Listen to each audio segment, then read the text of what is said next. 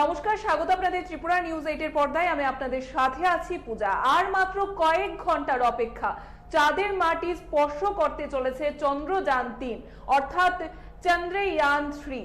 ভারতীয় সময় অনুযায়ী বুধবার অর্থাৎ আজ সন্ধ্যায় ঘড়ির কাঁটা যখন 6টা 4 ঘরে কখন পৌঁছবে সেই অপেক্ষায় রয়েছে গোটা দেশ।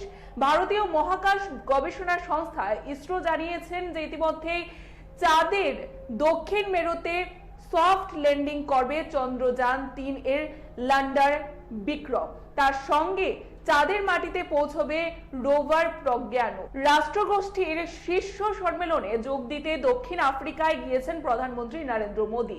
সেখান থেকে এই ইতিহাসে সাক্ষী থাকতে ভার্চুয়াল মাধ্যমে উপস্থিত থাকবেন তিনি। বুধবার সন্ধ্যায় সমস্ত স্কুল খোলা থাকবে বলে জানা গিয়েছে। কৌতূহলী ছাত্রছাত্রীরা স্কুল থেকে অনলাইন মাধ্যমে চন্দ্রযান-3 এর অবতরণ দেখতে পারবেন।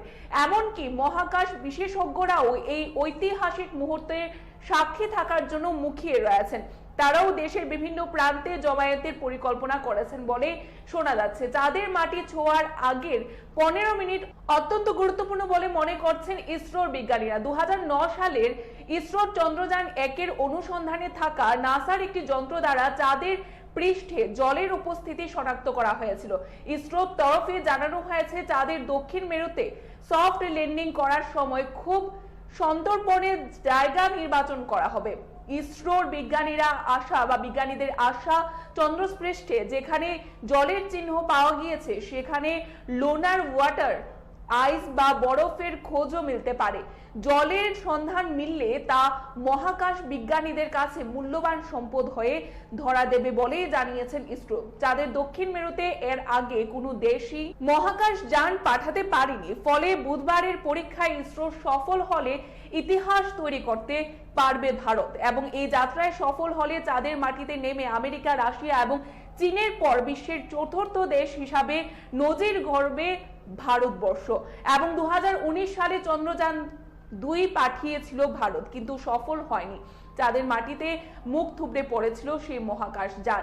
অতীতের সেই সব কিছু ভুল থেকে অনেক ত্রুটি শুধরে এবার সাবধানী রয়েছে ইসরো।